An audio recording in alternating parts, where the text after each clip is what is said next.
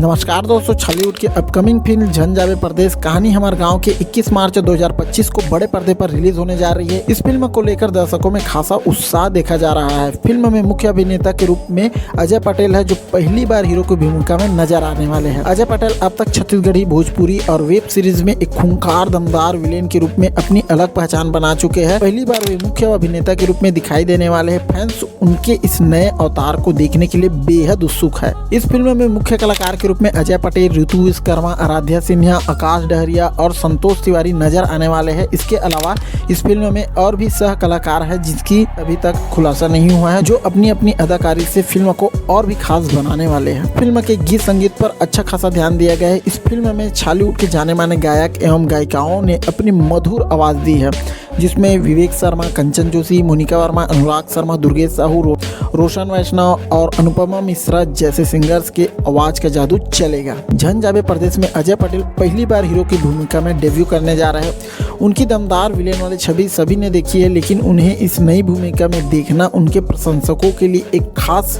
अनुभव होने वाला है।